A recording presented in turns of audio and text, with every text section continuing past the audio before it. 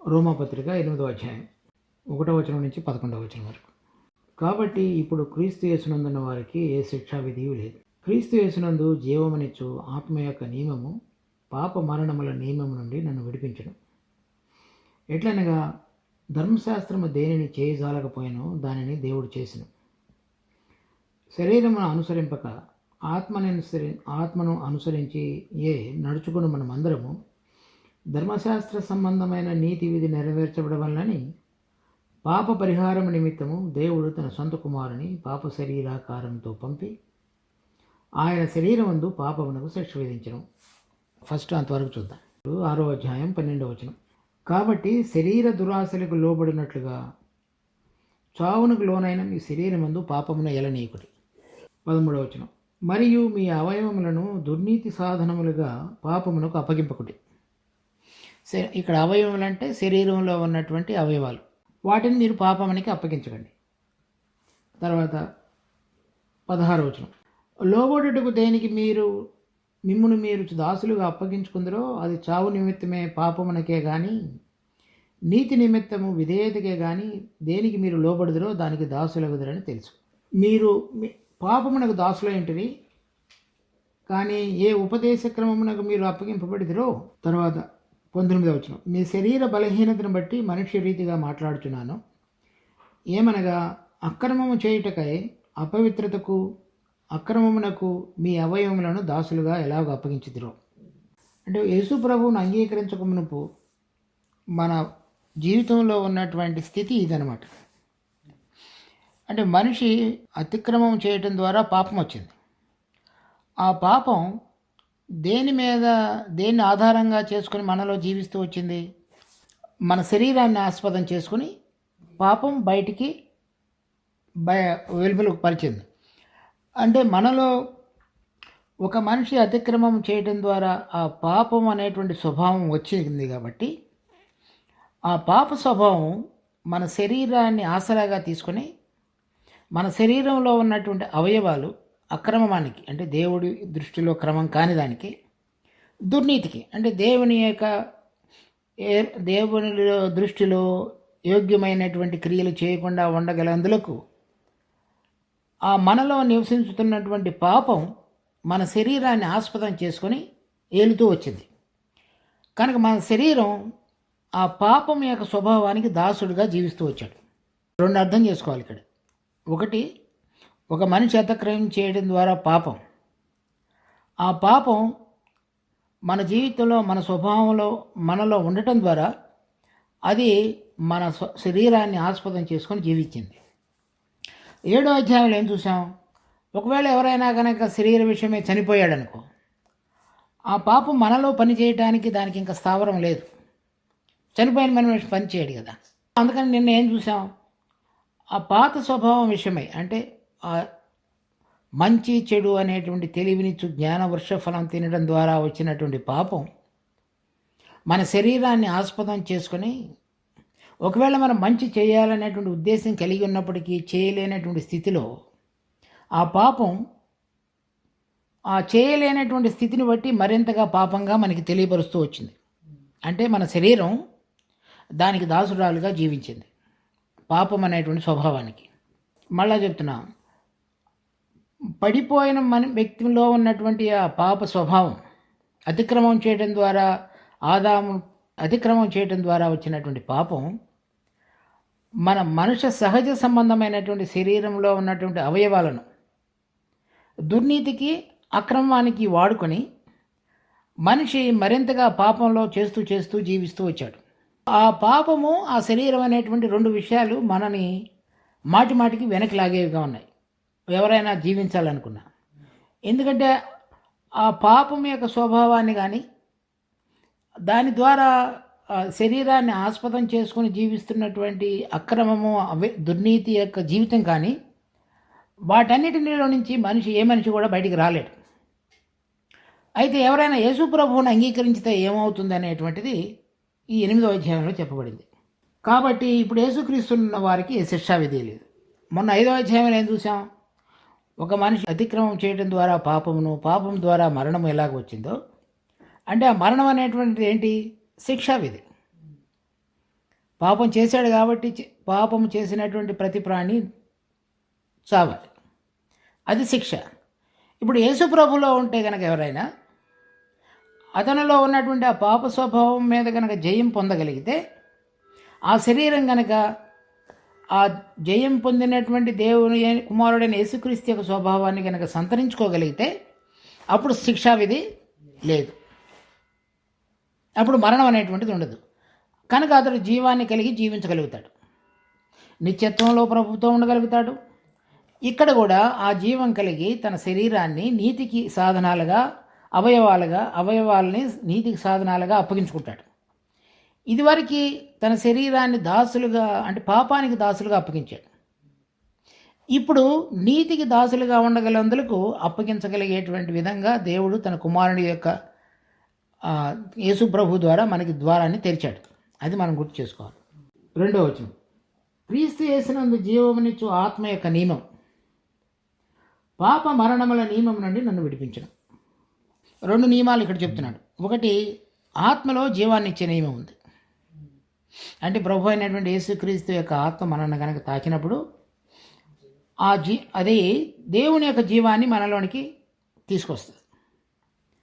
ఆ జీవమునిచ్చేటువంటి జీవమునిచ్చే అంటే మనకి ప్రాణం పోసేటువంటిది, లేకపోతే మనలో ఉన్నటువంటి పాప స్వభావాన్ని దాన్ని చంపివేసి ఆ పాపం ద్వారా వచ్చినటువంటి మరణం ఏదైతే ఉన్నదో శిక్ష, లేకపోతే దేవునికి దూరంగా జీవించగలిగేది, లేకపోతే దేవుడి నుంచి మనని నిత్యత్వంలో కూడా వేరుగా పెట్టేటువంటి జీవితం నుంచి ఆ ప్రభు యొక్క జీవం మనకి విడుదల కలుగు చేస్తుంది. అది ఇక్కడేంటి, పాపము మరణము దేని ద్వారా నడిపించబడిన మన శరీరాన్ని, ఆ జీవమునిచ్చేటువంటి నియమం దేనిలో ఉండి మనలో పనిచేస్తాడు, మన ఆత్మలో.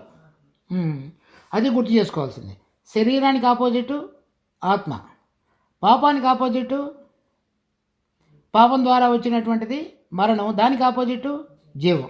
ఏవైతే ఉన్నాయో అవి అర్థం చేసుకోవాలి. ఫస్ట్ ఏవి ప్రభు ఇస్తున్నాడో అది మనం తెలుసుకోవాలి.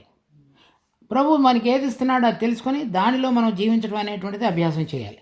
అదేంటంటే, ఇప్పుడు ఒక మనిషి ఇక్కడ భూలోకంలో ఉంటున్నప్పుడు ఏదైనా ఒక వస్తువును నువ్వు పైకి ఎగరవేసావనుకో, అది భూమి మీద ఉండేటువంటి ఆకర్షణ శక్తిని బట్టి మళ్ళీ కిందకు వచ్చేస్తుంది.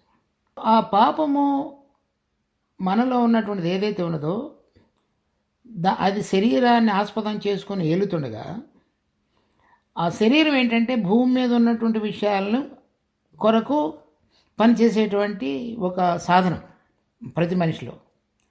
దానికి ఆకర్షణ ఇక్కడ సంబంధమైనదిగా ఉంది. అది ఇక్కడ ఉండటానికి ఇష్టపడుతుంది. అందుకని పాపం దానిలో ఏలగలిగింది. ఆపోజిట్ ఏంటి, ప్రభు ద్వారా వచ్చేటువంటి జీవం పునరుద్ధాన సంబంధమైంది, అది మరణాన్ని ఓడించింది. రెండోది ఆత్మ ఏంటి, ప్రభువు నుంచి వచ్చింది కనుక మనిషి ఎప్పుడు కూడా పైకి చూడగలిగే విధంగా చేసేది. ఆ 2 నియమాలు, అంటే జీవమునిచ్చు ఆత్మ నియమం మనిషిని ఇక్కడ ఆనుకోకుండా పైకి వెళ్ళగలిగేటట్లుగా, చూడగలిగేటట్లుగా, జీవించగలిగేటట్లుగా చేస్తుంది. ఎందుకంటే అవి అక్కడి నుంచి వచ్చినాయి. శరీరము ఇక్కడది. ఇక్కడ విషయాలు కనుక మనిషి ఆలోచించగలిగితే దేవుని యొక్క క్రమంలోనికి వచ్చి ఆత్మలో జీవం కలిగి జీవించలేడు. అవి 2ని మనం కనుక మనలో డామినేట్ చేసేయగలిగే విధంగా మనం కనుక ఆయనకు సమర్పించుకుంటే హృదయపూర్వకంగా. నిన్న చదివాం 6వ అధ్యాయం 17వ వచనంలో. ఇంకోసారి చదువుతాను చూడండి. మీరు పాపమునకు దాసులైంటివి, కానీ ఏ ఉపదేశ క్రమమునకు మీరు అప్పగింపబడితిరో దానికి హృదయపూర్వకముగా లోబడిన వారే పాపము నుండి విమోచింపబడి నీతికి దాసులైతిరి. ఇందుకు దేవునికి స్తోత్రం. హృదయపూర్వకంగా లోబడి అంటే ఆత్మ జీవమునిచ్చేటువంటి ఆత్మ యొక్క నియమానికి హృదయపూర్వకంగా కనుక లోబడితే అప్పుడు అక్రమానికి, దుర్నీతికి అప్పగించుకున్నటువంటి ఈ సాధనాలు నీతి క్రియలు చేయడానికి, అంటే దేవుని ఏర్పాటులో ఉన్నటువంటి నీతి క్రియలు చేయగలగటానికి పనికొచ్చే విధంగా దేవుడు మనలో పనిచేస్తాడు. అది ఎప్పుడు జరుగుతుందంటే, ఇది అన్నిటికంటే ముఖ్యం, హృదయపూర్వకంగా. ఎవరైనా మనిషి ఎందుకు ఈ నియమాన్ని చక్కగా తన జీవితంలో అన్వయించుకుని జీవించలేడు అంటే కారణం అది. ఎప్పుడైతే మన జీవితంలో యథార్థత, నేను సరైన విధంగా భూమి మీద కాకుండా పైన ఉన్నటువంటి జీవాన్ని అన్వయించుకొని ప్రభు నుంచి వచ్చినటువంటి ఆత్మ ద్వారా నింపబడి నేను ఇక్కడ ఉన్నటువంటి మరణాన్ని శరీరాన్ని ఓడించినటువంటి జీవితంలో జయించిన జీవితంలోనికి రావాలి అనుకుంటే ఎందుకు రావట్లేదంటే సిద్ధాంతం చాలామందికి తెలుసు. రానేటువంటిది అనుభవపూర్వకంగా కానేటువంటిది ఏంటంటే హృదయపూర్వకంగా లోబడటం. అంటే వాళ్ళకి ఇంకా శరీరాన్ని ఆధారం చేసుకొని జీవించటం, వాళ్ళ సొంతంగా తర్వాత పాపం మీద మరణం మీద సొంత శక్తి ద్వారా పోరాడాలనే ప్రయత్నం, తర్వాత కొన్నిసార్లు భూలోకంలో ఉన్న వాటిని ప్రేమించి ఇక్కడ ఉన్నటువంటి ఆకర్షణకు లోనై వాటిలో ఉన్న ప్రభావాన్ని బట్టి మనలో ఉన్నటువంటి ఆత్మ పనిచేయకపోవటం, అవన్నీ కూడా అవి ఓడిపోయినటువంటి క్రైస్తవ జీవితానికి గుర్తులు. 3వ వచనం, శరీరమును అనుసరింపక ఆత్మను అనుసరించి నడుచుకుని మన యందు ధర్మశాస్త్ర సంబంధమైన నీతి విధి నెరవేర్చబడవలనని పాప పరిహారం నిమిత్తము దేవుడు తన సొంత కుమారుని పాప శరీరాకారంతో పంపి ఆయన శరీరమందు పాపమునకు శిక్ష విధించను. ఎప్పటి వరకు అయితే ఈ ఆత్మలో పని చేయాలంటే ఎందుకు పని చేయలేదు అంతకు మునుపు అంటే చెప్తున్నాడు. ఇప్పుడు పాపం అనేటువంటిది శరీరాన్ని ఆధారం చేసుకుని కదా జీవిస్తున్నది. ఆ పాపం అనేటువంటి దాన్ని ఆధారం చేసుకుని జీవిస్తున్నటువంటి ఏ సాధనం అంటే శరీరం అనే సాధనం ఉందో దానికి శిక్ష విధించారనుకోండి, అంటే చంపేశారనుకోండి, అప్పుడు పాపం ఇంకెవరి మీద పనిచేస్తుంది? పనిచేయదు. అలా జరగగలగటానికి ఆ పాప శిక్ష అంతటిని కూడా తన కుమారుడైన యేసుక్రీస్తు మీద మనకు పక్షంగా దేవుడు వేసేశాడు. ఆయనను పాప శరీరాకారంతో పంపి పాపమునకు శిక్ష తన కుమారుడైన యేసుక్రీస్తు శరీరం నందు విధించాడు. విధించితే మనకి ఎట్లా వర్తించుద్దనే తర్వాత చెప్తున్నాడు. శరీరానుసారులు శరీర విషయమై మనసుంతురు, ఆత్మానుసారులు ఆత్మ విషయముల మీద మనసుంతురు. శరీరానుసారమైన మనసు మరణము, ఆత్మానుసారమైన మనసు జీవమును సమాధానమైనది.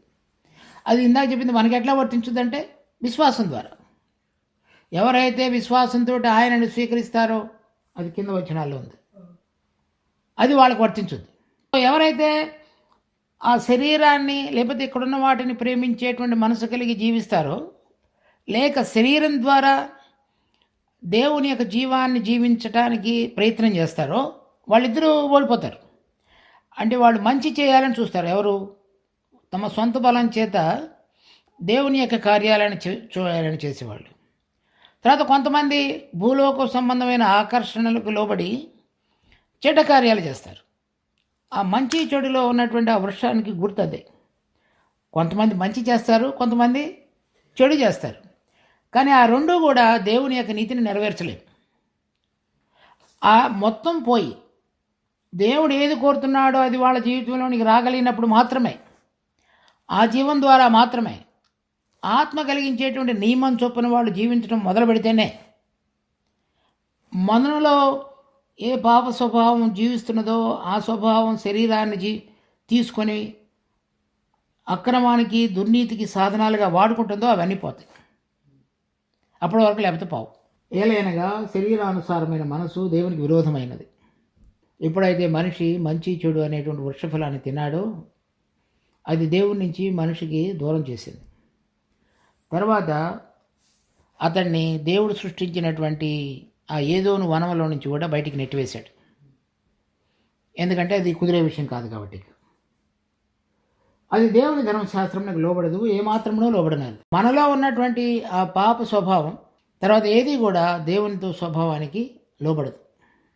ఎందుకంటే అది ఇక్కడున్న దాన్ని ప్రేమించుద్ది. దేవుడు పరలోకంలో ఉన్నవాడు పరిశుద్ధుడు నీతివంతుడు కనుక వాటిని ఇష్టపడదు.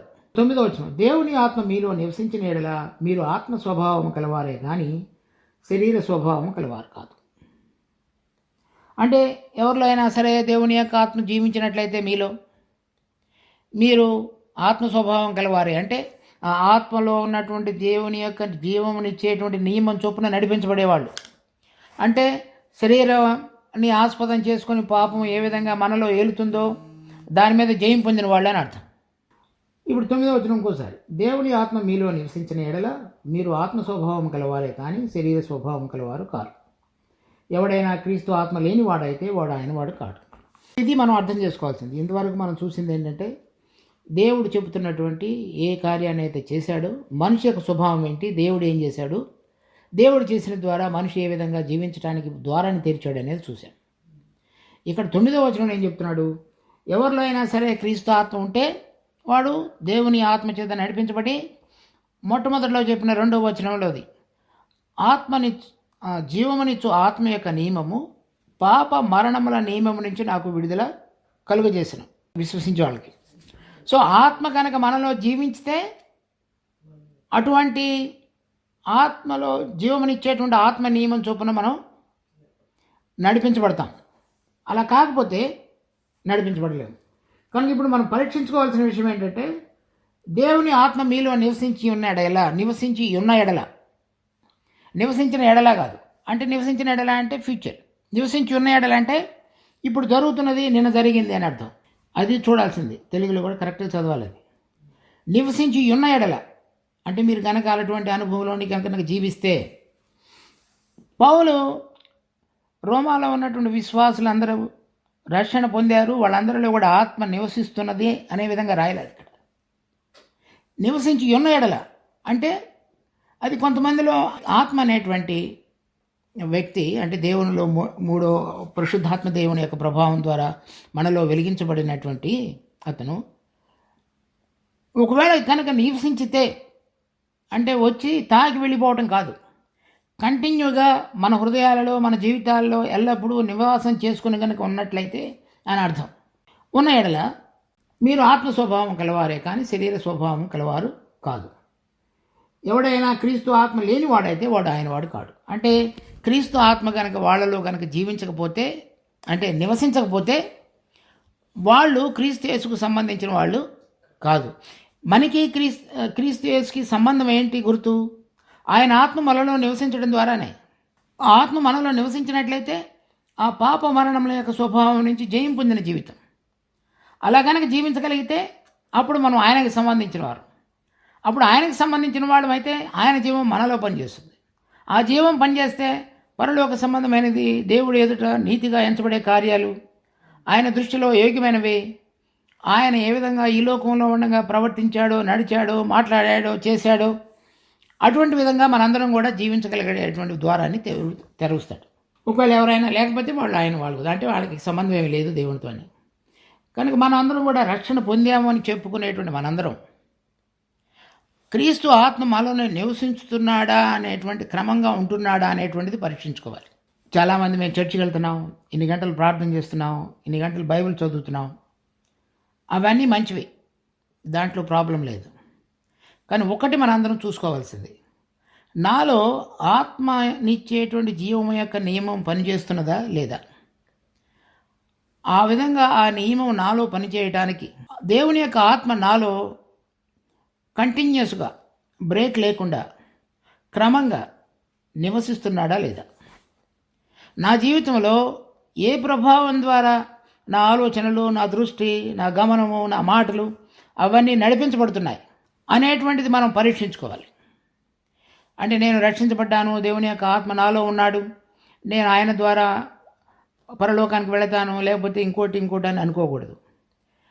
అటువంటి మన యొక్క సాధన అవయవాలన్నిటినీ నీతికి సాధనాలుగా అప్పగించబడేటువంటి మార్గాన్ని దేవుడు తన యొక్క ఆత్మలో జీవమునిచ్చేటువంటి నియమం ద్వారా తెరిచి ఉండగా దానికి మనం హృదయపూర్వకంగా లోబడి ఆయనను మన జీవితంలో ప్రభువుగా ప్రతిష్ఠించి ఉన్నప్పుడు మాత్రమే మనం ఆయనకు సంబంధించిన వారు. ఎవరిలో అయినా క్రీస్తు ఆత్మ లేని ఎడల వాడు ఆయన వాడు కాదు. 10వ వచనం, క్రీస్తు మీలో ఉన్న ఎడల మీ శరీరము పాప విషయమై మృతమైనది, కానీ మీ ఆత్మ నీతి విషయమై జీవం కలిగినది. ఎందుకని? ప్రభు మరణించాడు. అది దేవుడు తన కుమారుడిని యేసుక్రీస్తును పాప శరీరాకారంతో పంపి ధర్మశాస్త్రం చేయజాలకపోయిను, దానికి సంబంధించినటువంటి శిక్ష అంతటిని ఆయన శరీరం మీద వేశాడు. ఇప్పుడు ఆయన తిరిగి 3వ దినం లేచాడు. కాబట్టి ఒకవేళ దేవుని యొక్క ఆత్మ, క్రీస్తు యొక్క ఆత్మ మీలో జీవించినట్లయితే ఆయన ద్వారా కూడా ఇక ఆ పాపాన్ని శరీరాన్ని ఆస్పదం చేసుకొని పాపం ఏలేటువంటిది ఉండదు అని చెప్తున్నాడు. 11, మృతుల్లో నుండి యేసును లేపిన వాని ఆత్మ మీలో నివసించిన ఎడల మృతుల్లో నుండి క్రీస్తు యేసును లేపిన వాడు చావునకు లోనైన మీ శరీరంలోను కూడా మీలో నివసింపు చేస్తున్న తన ఆత్మ ద్వారా జీవింపచేయను. ఎలా జీవింపజేస్తాడనే దానికి చెప్తున్నాడు. ఏ విధంగా ప్రభు అయిన యేసుక్రీస్తు మృతుల్లో నుంచి లేపబడ్డాడు.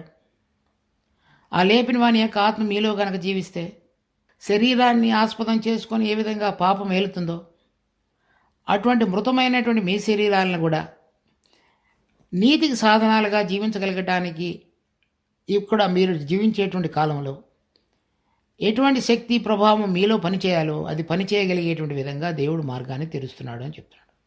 అది అర్థం చేసుకొని దినదినము ప్రభుకి నేను ఏ విధంగా సమర్పించుకొని ఆయన నాలో ఉంచబడినటువంటి ఆత్మను దుఃఖపరచకుండా నా దృష్టి, నా మాటలు, నా ఆలోచనలు, నా తలంపులు, తర్వాత నేను జీవించేటువంటి నియమావళి అవన్నీ కూడా ప్రభు ఎదుట యోగ్యమైనవిగా ఉంచబడగలగటానికి నాలో లేనివి ఒప్పుకోవటం, కావలసినవి కోరుకొని నా శరీరం ద్వారా ప్రయత్నం చేయకూడదు మంచిగా ఉండటానికి.